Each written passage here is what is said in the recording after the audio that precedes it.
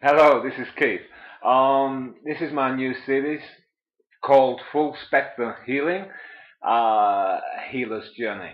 And in this first of the talks on the subject, I'm going to take you through a few things one by one, and I'm going to relay to you ideas. And the reason I actually started these talks or thought about these talks, and that the first reason, in fact, the main reason, is exactly 30 years ago this month in Bournemouth. I put my first signs out in newspapers and newspaper shops, these little signs you can put on the wall. And I began my career as a healer 30 years ago. And it's been a long journey. In those days, I attended 2 years healer training with the Spiritualist group in Bournemouth. And from those very early tentative attempts at healing and understanding the human condition, 30 years later, I've worked through so many different systems of understanding and with some tremendous healers. But the most important thing is the journey itself. Now, the journey is one where we start, we can say, with one basic sound or feeling. We are working with the personality we have at the time. And the idea of full spectrum healing is that the journey of healing itself is not just the journey of a person as a healer, it's the journey of a person who is healing themselves. Healer, heal yourself. The whole idea of a perfected healer or a perfect healer is a bit suspect. Basically, healing is a process between the patient and the healer. It is very naive to think that one can achieve as a patient a healing from meeting a miraculous healer. And this type of miraculous healing concept comes from mainly the Christian idea of the healing of the Christ or the Holy Spirit through the healer, so that a miracle occurs. I am not saying that I haven't seen miracles, because in my journey from those early days in Bournemouth to the present moment now, I have seen a tremendous amount of circumstances, healings, miraculous events, synchronicities, which one cannot explain away in logical ways. There is a energy beyond the logical mind, always working within the healing situation. But on saying that, I also know and have experienced that a person can't heal unless there's many factors that come together at the same time. And one of those factors is the mindset and the emotional set of the personality of the healee, the person who is receiving the healing. So, this is basically when we talk about healing, people think of energy healing. I have personally gone into many different systems. I've worked with the martial arts. I have done Wing Chun and karate and Aikido. And I came into the concept of the Ki or Chi, and found masters who work with that, especially within Wing Chun, where in England I trained with three of the top Wing Chun masters. But all of these masters were also Qigong experts and were still learning Qigong from even older Chinese gentlemen and ladies. So I was introduced into the marvelous world of Qi, the world of energy as understood in acupuncture, acupressure, and the martial arts. Now, this is also an interesting journey because through meditation, body movement, breath, deep relaxation, and getting in touch with the energy in one's body, the healer becomes a more powerful focus for this chi. And chi basically is life force.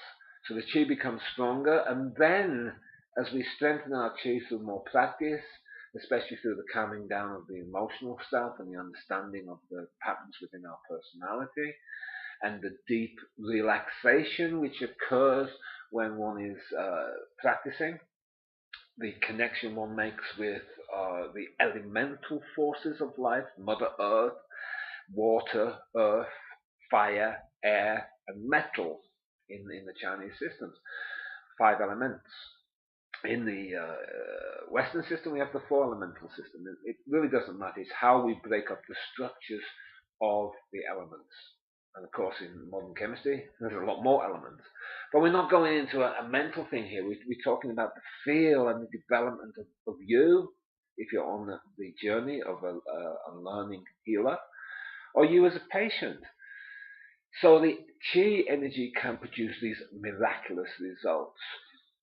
But in all truth, I've noticed, because I have a logical mind and not just an emotional being, I use this left-handed side of the left-sided part of the brain, the logical side, and I logically look at things. I also use the creative side of the brain, which is the right side of the brain, and try to combine both of these sides so that I can feel what is happening in a healing situation, and I can understand logically what is happening in that situation.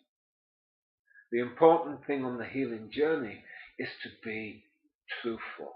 One of the basic needs of a healer is not to get lost in some religious ideology of the system one is using or the masters of that particular system, because then we're entering into the world of the true believer who tends to get off on an emotional high without using the mind.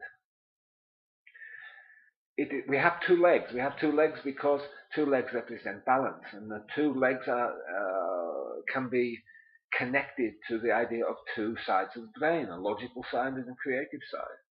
Of course, we can take this symbolism too far, but it is a good symbolism to understand that the healing process is both a kind of religious and spiritual feeling, which is connected to the mind on the left-hand side, the creative brain, but it also needs to be a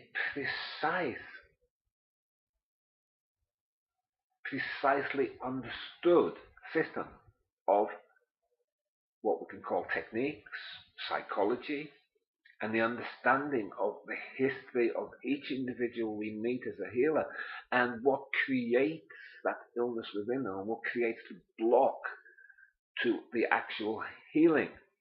It is important to understand that miracles occur because situations arise. But I also want to point out at this junction in this introductory talk that we must look at that 6 months on, because there is this hypnotic effect which comes through and was first seen in the evangelical churches of America.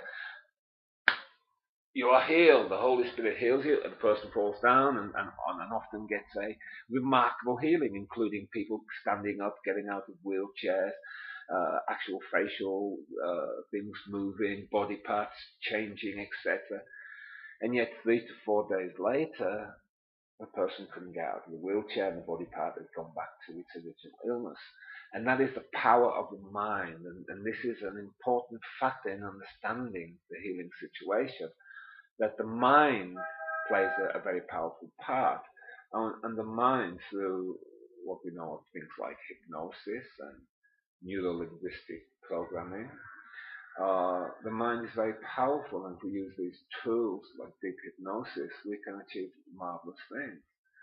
However, hypnosis is just part of the story, and charismatic healing, which we get in things like evangelical circles, and also in the New Age, there are the New Age hypnotists that call themselves healers and work with this type of technique. But if you are using the logic, which I am very proud to say I do, if you use logic, you need to look at these cases 1 month and 2 months later, and was it really a miracle, or was it just power? Was it not just shown us the power of our minds to create a change?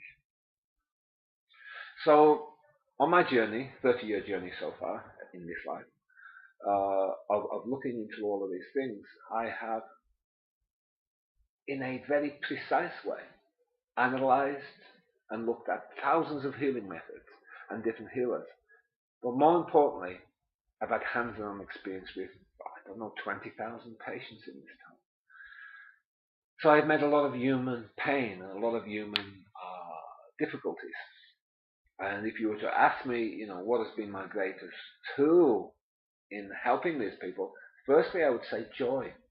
Firstly, it is in bringing the person's mind focus away from what they perceive as their illness and problem and introducing to them ideas of more health, more personal power, more freedom of choice, and more, what can we say, changes they can make in their day-to-day program to bring on in greater joy, greater health, greater vitality.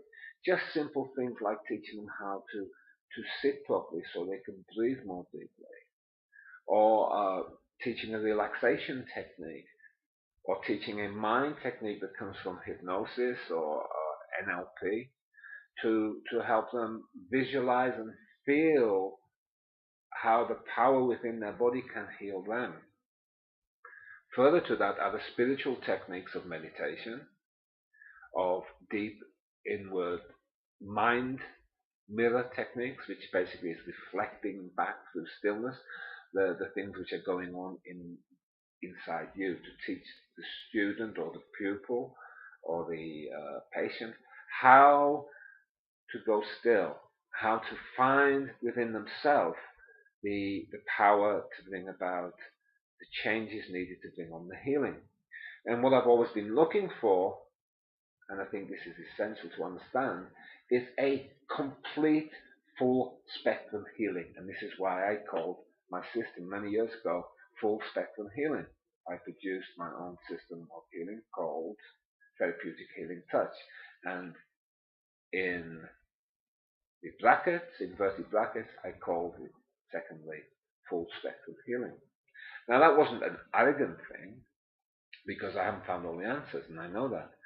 But I understand that if we rely on the emotional, what I call emotional spirituality side of self-hypnosis, and rather emotional systems which tend to build up themselves, their system and their egos, rather than actually be concerned with the patient, they don't get the full spectrum healing. Full spectrum healing is about certain principles. The first one being self-honesty. The second one being about having, as the healer, a tremendously positive approach to one's own life, the life of one's family and friends, and all the human beings one needs. And understanding that nothing can be achieved without a positive attitude, that nothing can be achieved without positive mental patterns, and that nothing can be achieved without these mental patterns going down into the emotional level of self and freeing up the pain which creates the illness in the first place. So a full spectrum healing needs to go through a certain bandwidth of energies, including body armor, where fearful negative emotions are blocked into the structures of the very muscles themselves and the nervous system and the reactions of the brain and the nervous system. We need to go to that level. We also need to go to a very important factor, is the what I call the engine of chi, which is the lungs, how a person breathes. Can they breathe deeply, relax? Can they bring energy and power into their life? Because if they cannot bring power into themselves, then they become a sponge for the chi that you give them. So they go to the healer, and I've heard this said, I've been going to this wonderful healer for 5 years, and I go twice a week, and I feel so good, and then I start to get a little tired, I go back to the healer. Yes, what they're doing is recharging the battery. But make no mistake, that's all they're doing, recharging the battery. And that is not enough for healing. That is an energy change. You can call it chakra balancing, or you can call it an energy balancing. Call it what you will. It is useful, but it's just the first stage. We need to go with our patients beyond the energy balancing, beyond the concept of I have a divine healing force, Archangel Michael, or or whatever. We need to go beyond that, because again, and I ask you to be truthful about this, if I do have certain contacts in the spirit world. Now, if I claim these contacts and I say this is the healing from a certain being, and the person is very in awe about, oh, this is wonderful, and I give that healing, there's certain placebo effects with that. Firstly, the person feels the wonderful attention of the divine being, which makes them feel very good for a certain period of time. It also, in a way, takes my responsibility away as a healer, because I'm just channeling a particular energy, and that's my job. And I can even say that makes me egoless, because I'm channeling the energy. I don't take part in it. Really? You don't take part in it. See, there's a lot of misconceptions in these processes. Of course you take part in it. The person comes into your environment, comes into your energy field, gets involved with your energy. The energy needs to pass through your physical body, your mind and emotions, into your patient. So of course your person is involved. So there's a lot of misconceptions, but to go back to this idea of the Archangel Michael or any other channeling healing through me, where is the personal responsibility of the patient in all of this? Where is the empowerment of the patient in all this? Have you got it? We are not reaching the full spectrum of healing because there is no tools of empowerment there. Healing comes through the empowerment of the person to become well, to overcome certain challenges and difficulties in their patterns or karma, whatever you wish to call it, so that they get to a point where they can release these blocks and release the life force within them to create new levels of health, new levels of life. If the patient has the difficulty of smoking 30 cigarettes a day, then we need to approach that difficulty. If they're drinking 20 liters of Coca-Cola every day, then we need to look at that. If they are addicted to staying up all night on their computer and sleeping half the day so that their body rhythms is all disturbed, then we need to approach these situations. And we need to help them by using the mind mirror technique to go inside of themselves to see what is the cause of these actual habits held within the personality, which are creating disturbances of health within them. So full spectrum healing goes beyond Qigong, it goes beyond channeling cosmic energy through systems of cosmic channeling, whatever those systems are. It goes beyond channeling even the most exalted guides of healing,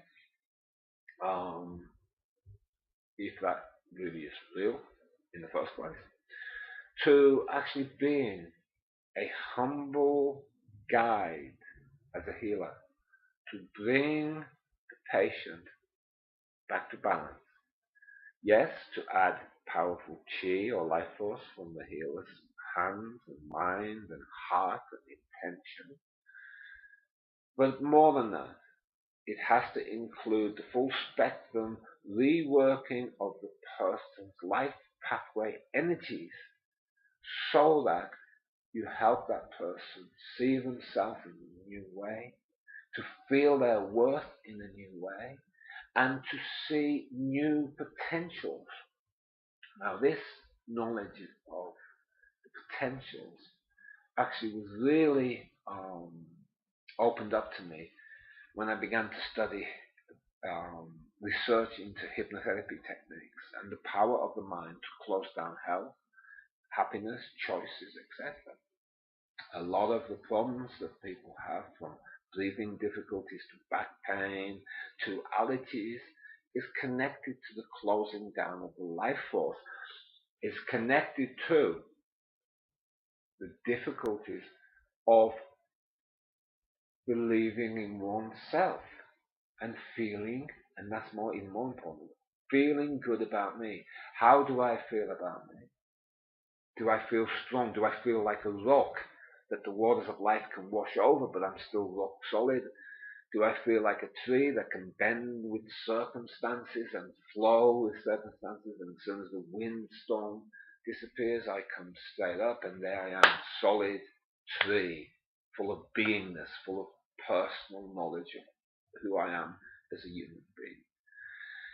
True healing has to include concepts that come from awareness and beingness, which originally came out of Buddhism and um, and Hinduism too, and concepts of the divine grace of God too. So I'm not saying that I haven't seen divine grace and haven't been touched by the lightning strike of awareness of the deepest potential of me and the whole of creation, because I have experienced those things, that beauty, that red hot fire of spiritual cosmic fire.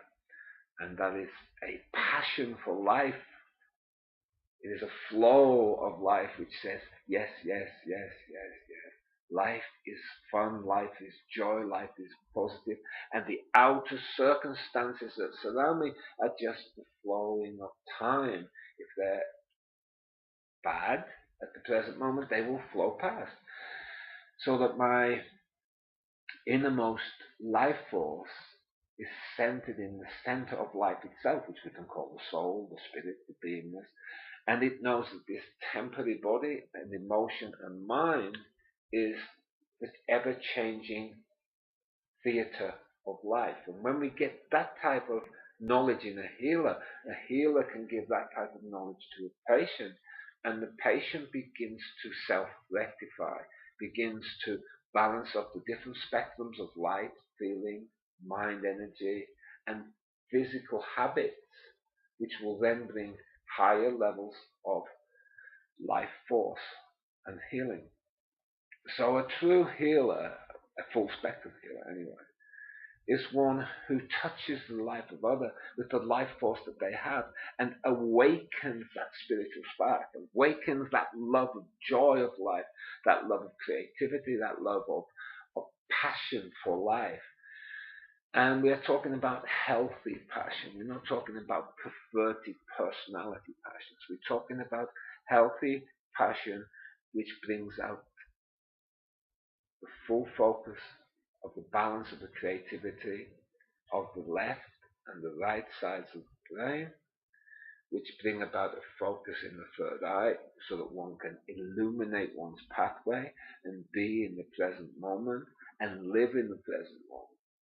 It is important to understand that the whole healing process is one of becoming whole. Whole being, as I sit here talking to you, my potential viewers, I can feel the connection to you. I can feel who this will go out to because of the wholeness. I can feel the help this will bring. I can feel inspiration flowing to me from non-physical spiritual forces. I can feel the love in this talk. I can feel the beauty of God in this room around me. I can feel the potentiality. Healing is a field of potential. Potential means that it can be this or this. It can go this way or this way, depending on what. And as the 30 years have passed me, the 30 short years since I began healing, one of my greatest adventures has been looking into the field of potential, and I am painfully truthful about my journey. I've not been perfect. I had pains which came from tremendously difficult situations that occurred in various stages of my childhood. I've had relationships that have sometimes been built upon the pain of my childhood, and had to restructure those relationships and those communications within those relationships. I had to understand how pain was creating patterns in my personality and blocking health, blocking vitality, blocking success in various parts of my life. I also had to understand that the healer's journey is one of humor and truth. To get this full spectrum healing within yourself as a healer or within your client, it is necessary to be totally truthful. And being brought up in a Roman Catholic environment, the boy, and seeing some of the pompous priests and nuns who were self-righteously religious, kind of floating above the earth, full of God. And when I looked with my clairvoyance into the energy field and the auric field of some of these people, I saw there was a pure act of personality, what the Buddha called monkey playing God. And you realize that there was so much blocked up in them. They were nuns, came from the convent and taught at school, and had sheltered lives that never faced any great challenges. And they were afraid of great challenges. They were not full spectrum people. They were not what Abraham Maslow would call self-actualized people. If you want to look into the work of Abraham Maslow, then do so. But he was brilliant, and he was one of the first scientists, psychologists to explore human potentials, the full human potential, to study self-actualizing or successful people and how they created success in their emotions and their life and their choices. So this field of potentiality doesn't mean floating off the earth, becoming religious. Religion is old age, and as we move more fully into the new earth consciousness, then the games of those who play this pretentious part on the stage of life will fall away, and they will be shown to be shallow. They have not worked with their shadow. The shadow. See, these talks are not written. I don't write anything. I just sit down and I link into the experiences of my life and my inner experiences with the world of spirit and the spirit guides and teachers and my own soul. And I talk. And I thought about making a structure and giving the talk a bit of structure. Every time I think about this, my inner self says no. My guidance says no. And that is because I don't want it to be too dominated by logic.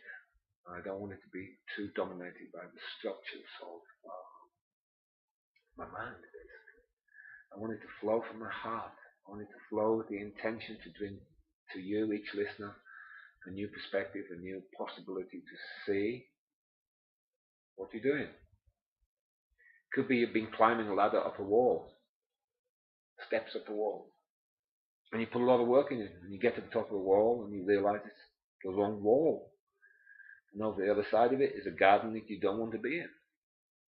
And you have to have the self-honesty to say, come down the ladders, seek the right wall, seek the right garden, the right place of growth for you to expand your consciousness.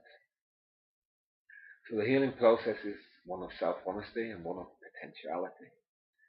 And what a great healer does is offer that potentiality to the patient, offer the possibility of change, possibility of more health, the possibility of deeper understanding of life, the possibility of more creativity, more self-actualization, more ability,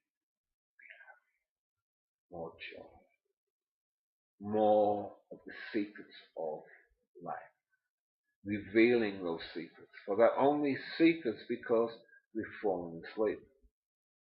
They're not really secrets, they're just lost for now to the conscious mind. But there is an unconscious and superconscious part of you who knows how to heal your own life and how to be a great healer for other humans.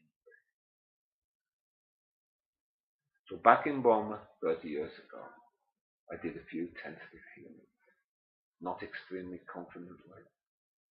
I learned, and you could say God or the universe sent to me many people who give me encouragement.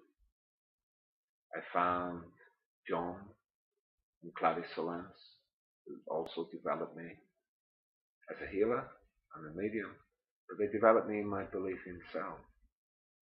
When one is truly confident, one is confident but not arrogant.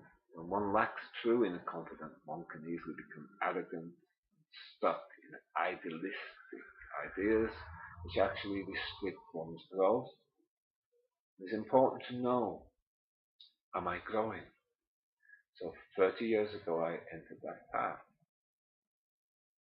I talked in some of my earlier talks on spirituality about certain of these processes. One was going to a wonderful weekend course seeing a Dr. Holt of Louisiana, who was broadly in the camp of the science of mind, positive thinking, that was generated from 1870s onwards in the USA. And that filled me with hope and possibility of how to use the human mind, the human consciousness, the unconscious part of people to bring about deep level healing. So, this is just again an introduction into the process of the growth of myself as a healer and other healers I've met.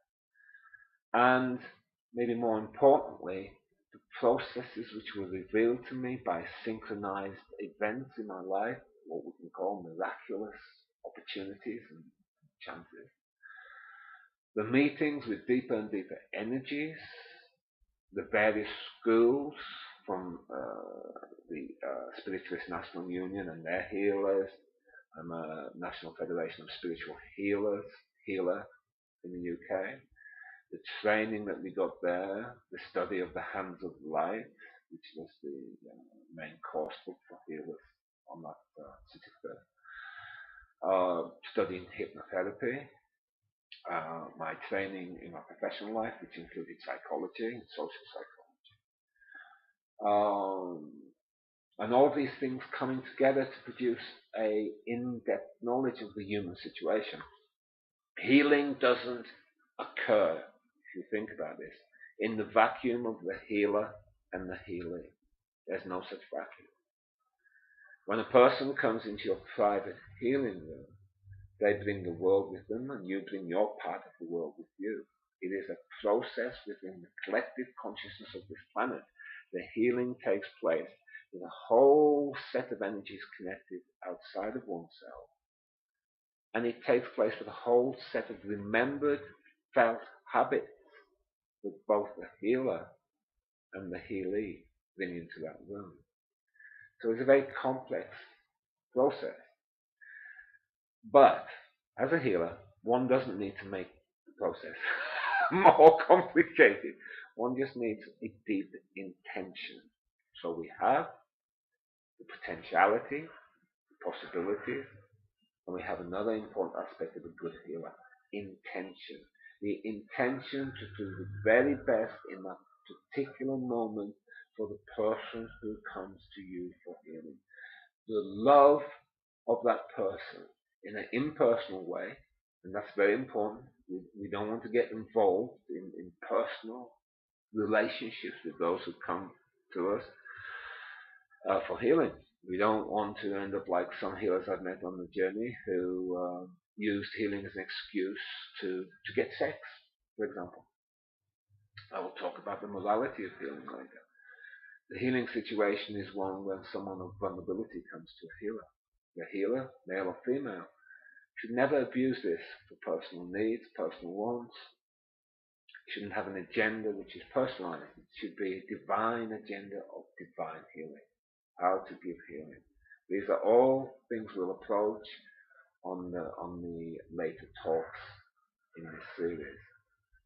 But intention means intention to bring personal love through you from an impersonal source and relayed in impersonal ways. Of course it's personal when it comes to this, but I have to bring it as impersonal love. I have to bring it into the situation, the life situation of the person I'm healing, so that they can feel love, they can feel the bigness of the cosmos, they can feel through the energy I'm using the potentiality of God and their future, the potentiality of their own soul. So healing, many students, for example, on my THT courses, Therapeutic Healing Touches, said, this wasn't a course on healing, this was a course on life. Well, I'm sorry, but healing is life. When one is truly a healer, one heals with one's words, one's look, one's touch, one's ambience, one's power of want, desire, but non-personal desire. We mustn't fall into the trap of using our power as a healer to get something more for us. I'm not talking about not being able to charge. Of course, if you have a therapy system, you can charge for your healing. For many years, for the first 5 years, I did not charge. I had a philosophy taught to me from spiritualism that it was donations. Problem was, I was a full-time healer, and I couldn't live on donations. And I did wonderful work, and one day, as God will teach us, a woman came to me. No, sorry, I went to a woman in Margate. She was feeling very down. I spent 2 hours with her, and she knew it was donations. She gave me £1. For you Swedish people, that's about 14 crowns. And then I said thank you, and we were talking. And then at the end of the talk, she was telling me how she goes across the road to a person, I think it was, what you call a chiropractor, that works on her back. And she told me she had a session, and she didn't know whether I was doing her so much good. And I said, if you don't mind, can you tell me how much that cost you? And she said, £50. Yeah, £50. So then I said to myself, okay, walked home to save money, so I didn't have to put petrol in my car. I walked home. And as I'm walking, I put this up to God, and I say, why is this? Why is he getting 50 and I get £1? And the voice came booming back in my consciousness. Well, if you don't appreciate yourself, if you don't appreciate 2 hours of your time, and you're willing to accept £1 for 2 hours of your time, that's what you get. The next day, I redid the whole practice, and I began to charge for my time, whether it was reading, healing, or one-to-one counseling. So these are processes we have to learn. Many people write to me and say, I'm charging this or I'm charging that, and it's not enough, or they've been told it's not spiritual to charge. At the same time, they go and watch a spiritual healer in Stockholm, and they pay 1,000 or 600 crowns to watch that. And if they have a session with that person, that session will cost them 2,000 kronas. And then they ask, should they heal? And charge. So these are all things, obstacles, discussions, questions that come up on the path of the healer.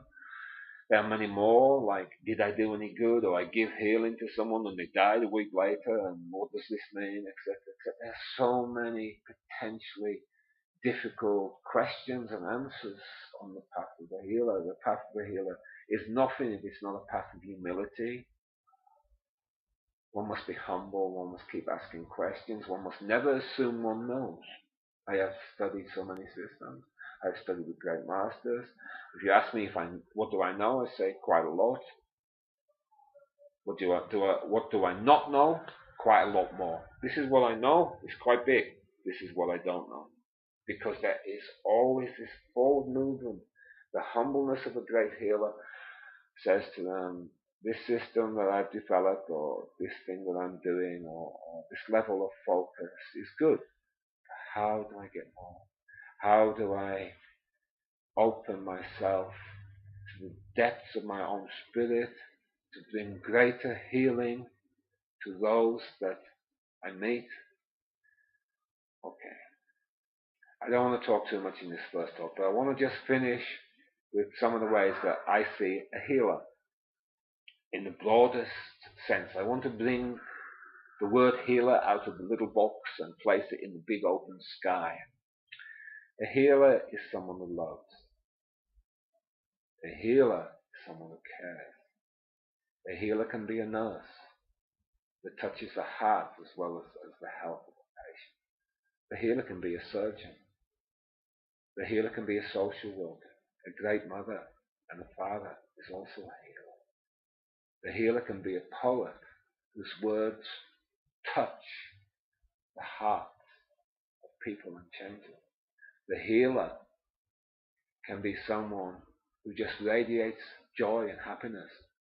The healer can be a joker, a comedian, whose jokes, gestures, and creativity touches the hearts of millions of people.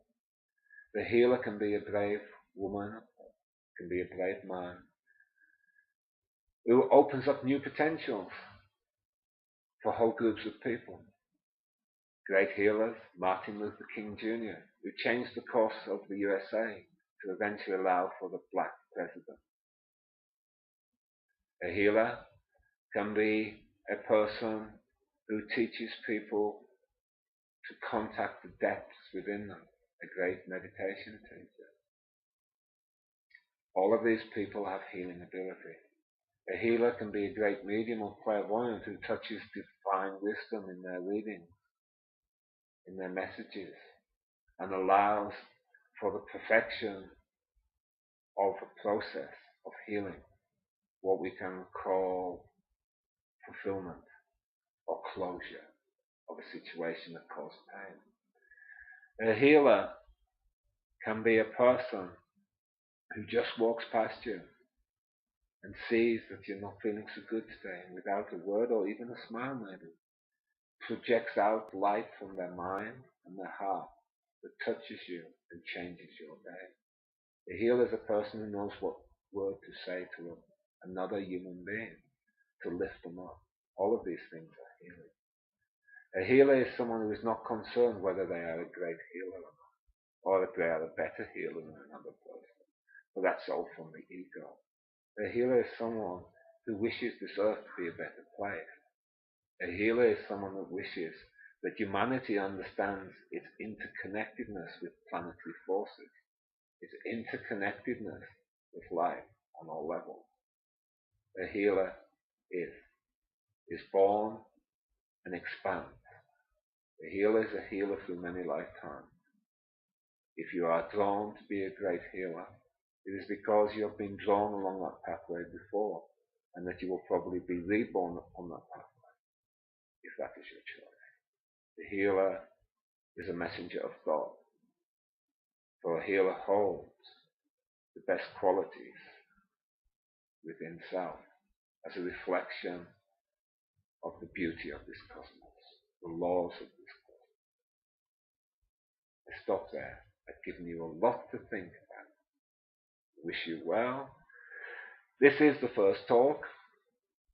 I'd leave you with the idea, the joy and commitment to life, the fire of creativity, the belief in the field of potentials, possibilities, are the pathway of a human being and the pathway of healing.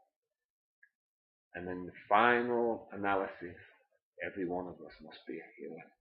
For there's so much on our planet we need to heal. Thank you for listening. Bye for now.